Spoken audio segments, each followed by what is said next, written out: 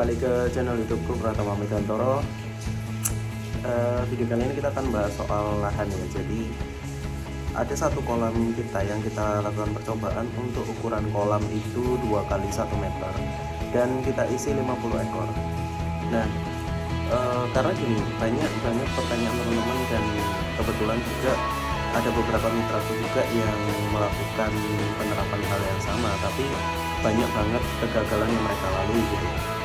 Nah, sementara kalau misalkan di kolamku ini untuk ukuran 2 kali 1, jadi total itu berapa ya? 2 meter persegi lah. 2 meter persegi itu aman aja. Jadi nanti abis ini kita akan ke kantor dan aku akan nunjukin bentuk kolamnya ke teman-teman semua, dan teman-teman bisa lihat sendiri kolam kita untuk ukuran 2 kali 1 itu masih cukup sekitar 50 ekor. Nah, ini aku sekarang lagi di rumah, mau berangkat mobilnya rusak. Jadi mau nggak mau aku harus nunggu Grab. Aku nunggu Grab dulu, baru nanti aku bisa ke kantor. Soalnya di sini hujan sih. Nah itu teman-teman bisa lihat hujan deras. Jadi hujan deras banget.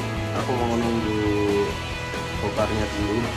Kalau bokarnya udah datang, nanti kita akan nge-review kolamku lah istilahnya. Jadi aku share ke teman-teman semua gimana ceritanya 2 kali 1 itu bisa muat sampai 50 ekor kolam untuk ukuran 2 kali 1. Yang sebenarnya kan kalau misalkan teman-teman nonton di beberapa kontenku yang dulu, untuk ukuran per 1 meter persegi itu kapasitas normalnya itu adalah 10 ekor.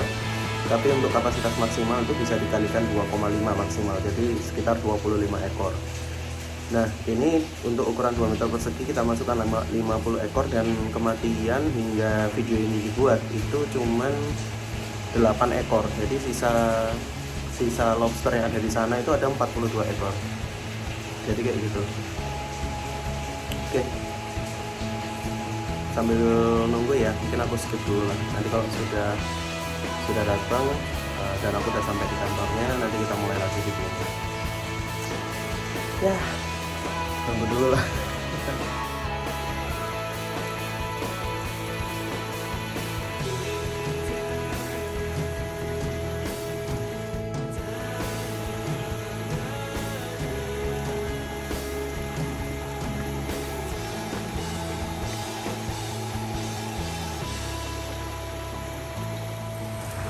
Oke, halo teman-teman, ini sudah sampai di kantor ya. Jadi ini kolam kita untuk kolam adaptasi. Ini yang jantan, betina. Nah, hari ini kan kita bahas yang di dalam nih, untuk teman-teman lihat sendiri. Jadi halo mas, ini nyiapin paket platinum ya kita ya. Oke. Kalau misalkan teman-teman bisa lihat di data kan, kayak yang di depan itu satu kolam aja isinya 415. Kalau untuk betinanya 250. Sementara kolam-kolam yang lain kita isinya kurang lebih sampai ada 123, 30 dan lain-lain. Nah, yang mau aku bahas nanti soal indoor ya. Jadi pertama-tama nih yang outdoor dulu. Kenapa di sini bisa sampai masuk 400 ekor dan di sebelah sana bisa masuk sampai 200 ekor.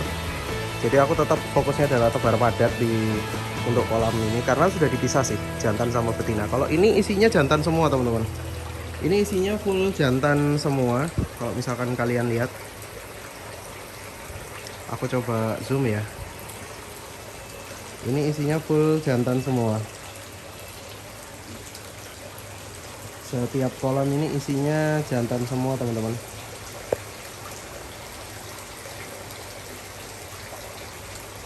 Kalau yang di sini tuh isinya betina semua.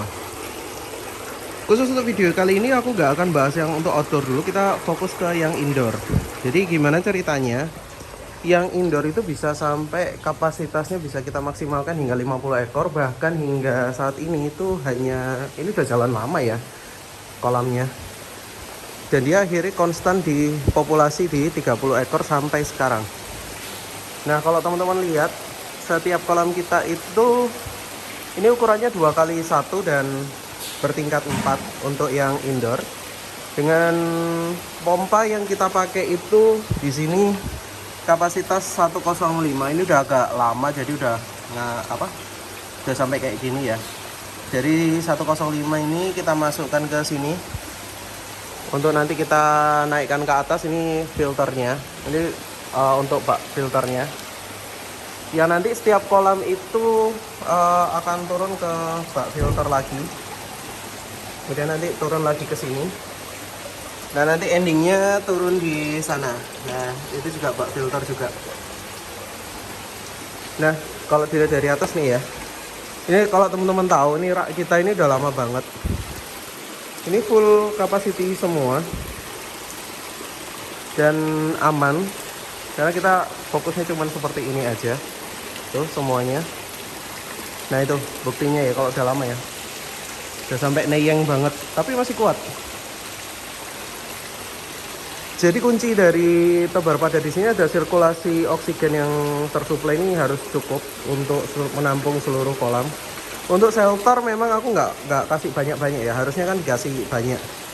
Memang ini kita sengaja kita sedikitin supaya lebih sering gerak, apalagi sudah turun populasinya kurang lebih, ini kan jalan hampir 1 tahun ya, terus sudah turun populasinya cuma tinggal 30-an aja. Jadi ini kita kurangi dan kita fokuskan untuk kawin sehingga nanti ada restorasi lagi. Apalagi untuk rak yang ada di sana, rak yang di sana itu kapasitas untuk bertelurnya sudah penuh kan. Kalau teman-teman lihat di konten kita yang terakhir itu sampai kita kasih ke mitra 10 ekor bertelurnya. Jadi saking padatnya kapasitas kita untuk bertelur. Kalau kalian tertarik untuk bahas itu lebih detail, silahkan tulis di kolom komentar ya. Ini besinya kuat. Dan terpal yang kita pakai itu kebetulan ini terpal PVC ya. Seharusnya indoor itu jangan pakai terpal PVC. Jadi kalian bisa pakai terpal A20. Contohnya seperti ini. Nah ini kita di kantor punya contoh-contoh terpal. Jadi mulai dari A12, A10, A8. Meskipun kita nggak jualan, tapi nggak jualan untuk yang A8, A10 sama A12 ini kita nggak jual. Untuk di apa namanya? Di ininya kita di paket budidaya kita hanya jual terpal ini untuk retail. Jadi kita masukkan ke Tokopedia sama Shopee kalau misalkan ada yang menggunakan, tapi kita nggak saranin untuk pakai terpal model ini untuk pakai budidaya lobster air tawar. Kita selalu nyarankan yang A15, A20 dan A30 yang memang dibuat oleh Orchid. Nah mereknya Orchid. Untuk terpal yang paling enggak ya, yang kalau kalian mau bikin seperti ini, kalian bisa pakai yang namanya terpal A20. Kalau teman-teman lihat terpal PVC itu di sini kayak ada semacam bergelombangnya ya. Ketika terpal PVC agak lama selalu akan seperti ini teman-teman. Nah makanya kalau untuk indoor aku nggak nyaranin teman-teman pakai terpal PVC. Aku saranin lebih ke arah terpal yang jenisnya seperti itu, A20, A15. Contohnya ini A20 dan ini PVC. Ini jelas berbeda ya teman-teman ya. Kalau teman-teman bisa lihat, PVC akan meleot seperti ini. Kalau A15, A20 itu enggak. A15 dan A20 itu dia nggak meleot untuk ininya. Jadi kelihatan banget. Aku saranin ke A20 ya. Bentar. Ini teman-teman lagi nyiapin buat pengiriman. Sik mas, aku nggak konten. Silu 5 menit. Nah, untuk terpal yang A20 kalau misalkan teman-teman lihat di sini, cara bedainnya ya rasain aja sih. Tapi kelihatan banget kan ya suaranya beda dengan A15. Tapi A15 memang standar minimum untuk kolam lobster air tawar itu paling nggak minimal A15. Jadi bisa kalian pakai. Nah, bahas lagi soal ketebaran padat, gimana caranya mengolahnya. Tadi yang soal filtrasi air sudah aku bahas ya. Setiap kolam aku pasang filtrasi air. Kemudian terpal sudah aku bahas ya. Soal kepadatan, kenapa kita kurangi shelternya? Itu benar-benar karena stoknya sudah yang dari 50 sudah berjalan kurang lebih 1 tahun, cuma tinggal 30. Jadi kita kurangi shelternya untuk fokusnya itu untuk kawin. Tapi kalau misalkan kalian mau fokus ke menjaga stok ya, kalian bisa mengisi shelternya itu kurang lebih 1,5 dari total populasi yang ada. Jadi seperti itu jumlahnya. Nah, yang cukup menarik ini adalah ketika aku mau membahas soal terpal yang ini, kolam yang ini. Ini teman-teman kalau misalkan tahu, ini 2 rak. Ini adalah 2 rak untuk sama fasenya, untuk fase indukan. Tapi kita hanya menggunakan 1 pompa. Nah, jadi pompa yang kita pakai itu hanya 1, sama kekuatannya itu 105. Tapi ketika kita push, itu kita cabang 2. Jadi yang 1 masuk ke sana, 1 masuk ke sana. Sama, setiap terpal itu juga kita beri filter semua, komponen filternya. Ya ini. Oh, kalau ini enggak ada, ini untuk bibit ini kalau nggak salah, untuk pembesaran bibitnya ini. Kalau untuk bibit aku nggak pakai filter. Jadi setiap kolam kita ada filternya. Itu benar-benar jaga untuk kualitas airnya, itu setiap rak itu sama. Jadi kayak gitu teman-teman. Nah, apa yang aku lakuin di kolamku ini bisa kalian tiru ya di rumah. Untuk teman-teman yang mungkin baru mau bikin kolam budidaya seperti ini, silakan ditiru dengan komponen-komponen yang aku berikan tadi. Cuman aku nggak saranin untuk kalian benar-benar mengikuti jumlah populasi yang ada. Jadi kalau misalkan di sini aku videonya hanya sekedar sharing gimana caranya untuk tebar padat ini bisa aman, tapi setidaknya untuk teman-teman yang baru memulai itu, kalau bisa kalian memulai lobster air tawarnya dengan sekitar 20 ekor aja per 2x1.